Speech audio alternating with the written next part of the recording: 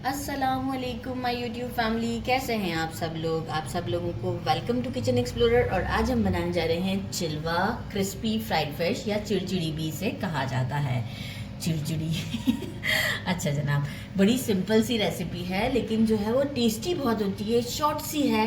तो जल्दी जल्दी हम आपके साथ इसे शेयर कर देते हैं, क्योंकि इसमें कुछ भी बहुत ज़्यादा काम नहीं है।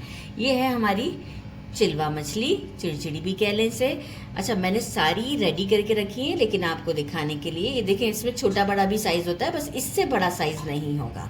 राइट, इसे क्या करना है, कैसे क्लीन करना है, काउंटर पर ले आते हैं इसे।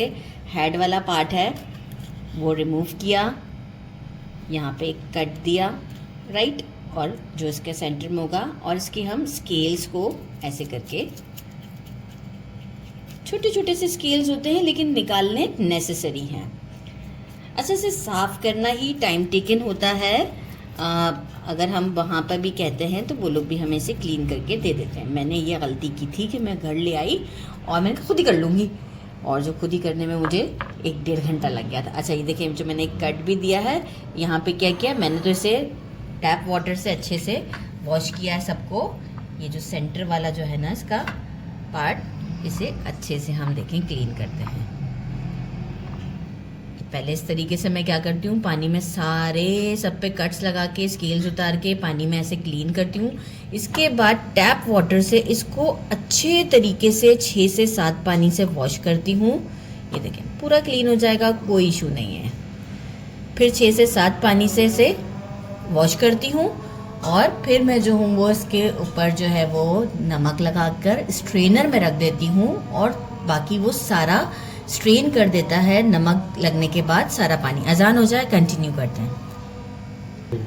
अच्छा, सॉल्ट लगाकर पहले अच्छे से वॉश कर लिया था 6 से 7 पानी से, फिर स्ट्रेनर में रखा, थोड़ा सा पानी निकल गया। इसके बाद उसी स्ट्रेनर में सॉल्ट लगाकर अराउंड, ये मैंने लिए हैं 1 kg लिया था, 1 kg। इसके बाद कटिंग होने के बाद और हेड्स और ये सब रिमूव होने के बाद ये इतनी बची है।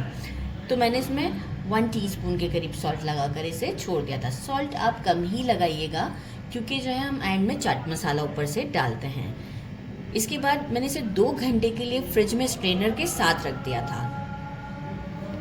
स्ट्रेनर में रखने के बाद मैंने इसे 2 घंटे के लिए फ्रिज में छोड़ दिया था। अच्छा, अब हम क्या करेंगे कि अब इसमें कोई ख़ास मॉइस्चर नहीं है, अब ये इसका शाइन ही है। एक लेंगे हम,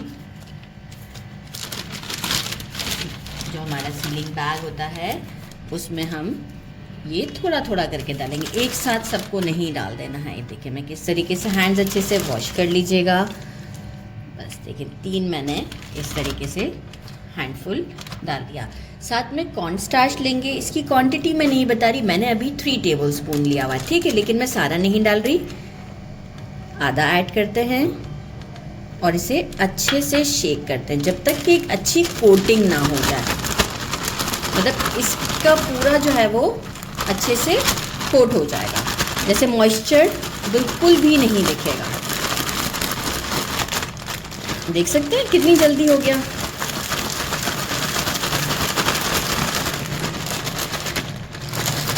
ये देखिए, अब ये हमारा फर्स्ट बैच रेडी हो गया हुआ है।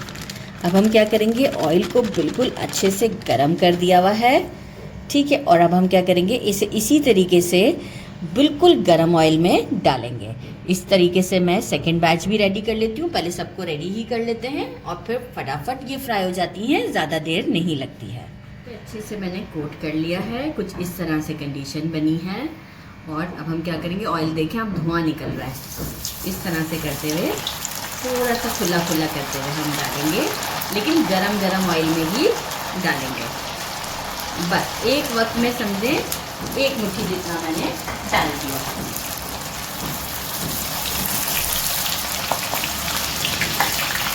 जल्दी पक जाती है, ज़्यादा देर नहीं लगती। अच्छा, ऑयल मैंने वही वाला यूज़ किया है जो नॉर्मली मैं यूज़ करती हूँ फ़िश बनाने के लिए, फ़िश फ्राई करती हूँ, तो वही वाला ऑयल डाला है मैंने। फिर मैं छान कर रख लेती हूँ, क्योंकि फ़िश वाला जो ऑयल है वो हम दोबारा अपनी बाकी की कुकिंग में यूज़ नहीं करते।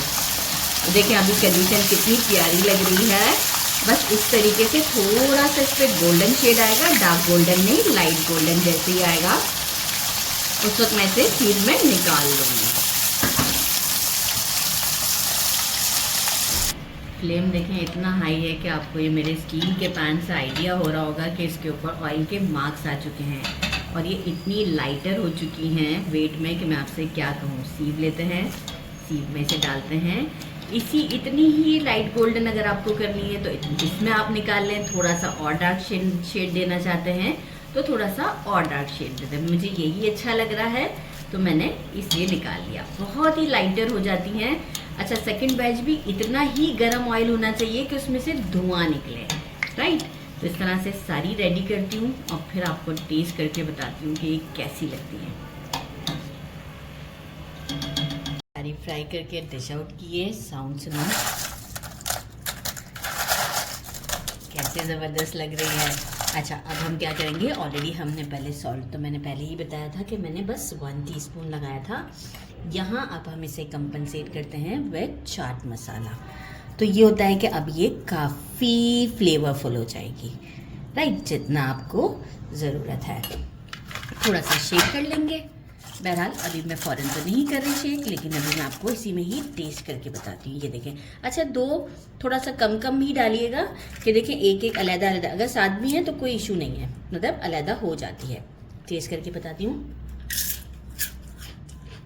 साउंड कितना अच्छा है, ज़बरदस्त। और टेस्ट का तो जवाब ही नहीं है, मतलब मज़ा आ गया। दाल चावल के साथ इसे हम नॉर्मली बनाते हैं। अब मुझे ये रेसिपी मैंने अपनी सिस्टर इन लॉ के घर पे ये ट्राई किया था। मुझे इतना अच्छा लगा था कि मैंने उससे ये पूछा था और मैंने भी बनाया, बिल्कुल परफेक्ट बना है। आप ज़रूर ट्राई कीजिएगा। मेरे चैनल को लाइक और सब्सक्राइब करना नहीं भूलिएगा। अपना ख्याल रखिएगा। अल्लाह हाफिज़।